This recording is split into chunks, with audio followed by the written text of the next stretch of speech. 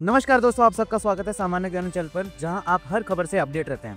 तो आज तारीख 11 जून 2025। तो आइए नजर डालते हैं आज की मुख्य 10 खबरों पर। दिल्ली एनसीआर में अगले 3 दिन के लिए हीट वेव का रेड अलर्ट जारी। सोमवार को जारी किए गए ऑरेंज अलर्ट के बाद आईएमडी ने मंगलवार को दिल्ली एनसीआर में अगले 3 दिनों के लिए हीट वेव का रेड अलर्ट जारी किया है। यह रेड अलर्ट दिल्ली के कई इलाकों में सोमवार को अधिकतम तापमान 45 डिग्री सेल्सियस के करीब पहुंचने के बाद आया है। आईएमडी के अनुसार आयानगर स्टेशन पर मंगलवार सुबह 45.3 डिग्री तापमान दर्ज किया गया। भारत में मिले कोविड-19 के नए वेरिएंट XFG के 160 से अधिक मामले आए हैं। आंकड़ों के अनुसार भारत में कोविड-19 के नए वेरिएंट XFG के 163 मामले मिले हैं।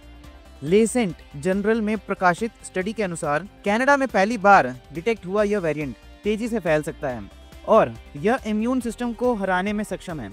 गौरतलब है, भारत में कोविड-19 के कुल 6,815 सक्रिय केस हैं। यूपी में नहर में नहाने गए 4 दोस्तों की डूबने से हुई मौत, सीएम योगी ने जताया शोक। सहारनपुर यूपी में नहर में नहाने गए 4 दोस्तों की डूबने से मौत हो गई, जिनके शव गोताखोरों की मदद से बरामद कर लिए गए हैं। पुलिस के अनुसार डूबते समय चारों की आवाज सुनकर वहां मौजूद लोगों ने पुलिस को सूचित किया। मुख्यमंत्री योगी आदित्यनाथ ने हादसे का संज्ञान लिया, मृतकों के परिजनों की प्रति संवेदना व्यक्त की। गाजे बाजे के साथ पंजाब में बारात लेकर पहुंचा दूल्हा, ना दुल्हन मिली ना उसका घर। मोगा पंजाब में एक शख्स ने शादी के नाम पर फ्रॉड किए जाने का मामला सामने आया है। दरअसल दूल्हा जब गाजे बाजे के साथ बारात लेकर मोगा पहुंचा तो उसे मैरिज हॉल नहीं मिला और ना ही दुल्हन और उसके घर वाले मिले। लड़की के घर का पता भी नहीं चला। दोनों पक्षों में अक्सर फोन पर बातचीत होती थी। बिहार में महिला से दहेज में मांग ली गई किडनी। मुजफ्फरपुर बिहार में एक महिला ने पति और ससुराल वालों पर दहेज में किडनी मांगने का आरोप लगाया है। महिला ने पुलिस को बताया कि 2021 में शादी के बाद ससुराल वाले पहले नकद बाइक मांग रहे थे और बाद में पति की किडनी खराब होने पर उसे किडनी देने को कहने लगे।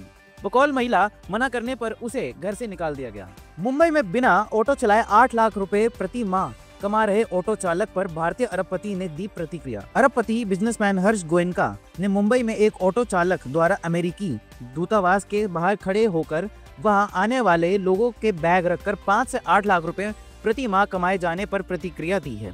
उन्होंने कहा, ऑटो चालक ने दूतावास में वीजा के लिए लंबी कतारें देखी, ना फोन नो बैग। नियम देखकर उसे आइडिया आया, ना ऐप ना MBA, बस शुद्ध भारतीय जुगाड़।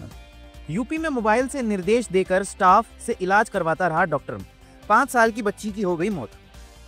कानपुर यूपी के एक प्राइवेट अस्पताल में एक बीमार बच्ची की मौत के बाद डॉक्टर के खिलाफ लापरवाही का केस दर्ज हुआ है। आरोप है कि डॉक्टर क्लिनिक में नहीं था और फोन पर स्टाफ को निर्देश देकर बच्ची का इलाज करवा रहा था। परिजन के मुताबिक बच्ची को 4 इंजेक्शन लगाए गए, जिसके बाद उसकी हालत बिगड़ गई। झारखंड में शख्स ने अंतिम संस्कार में शामिल हुआ लंगूर कफन हटाकर चेहरे को चूमता दिखा।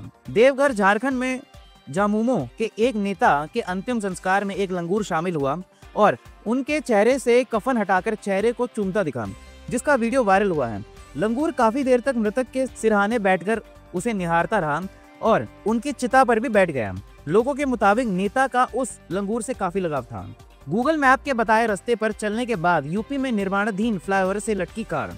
महाराजगंज उत्तर प्रदेश के गूगल मैप पर बताए रास्ते पर चलने के बाद एक कार निर्माणाधीन फ्लाईओवर से लटक गई। इस घटना का एक वीडियो सामने आया है, जिसमें कार फ्लाईओवर के अंतिम छोर पर लटकी हुई दिखाई दे रही है। रिपोर्ट्स के मुताबिक कार में 3 लोग सवार थे और वह सब सुरक्षित बताए जा रहे हैं। महाकुंभ भगदड़ पर सरकार ने कहा 37 लोगों की मौत। बीबीसी की पड़ताल में 82 मौतों की पुष्टि हुई है। प्रयागराज में महाकुंभ के दौरान मौनी अमावस्या के दिन हुई भगदड़ में सरकार ने 37 लोगों की मौत की पुष्टि की थी, लेकिन बीबीसी की पड़ताल में कम से कम 82 लोगों की मौत होने की बात सामने आई है। पड़ताल में 26 ऐसे परिवार मिले जिन्हें 5-5 लाख के कैश के बंडल दिए गए, लेकिन मृतकों में गिनती नहीं की गई। ऐसे ही खबरों के लिए हमारे साथ जुड़े रहें और हमारे चैनल को सब्सक्राइब करें, वीडियो को लाइक कीजिए और अपने दोस्तों में शेयर कीजिएगा।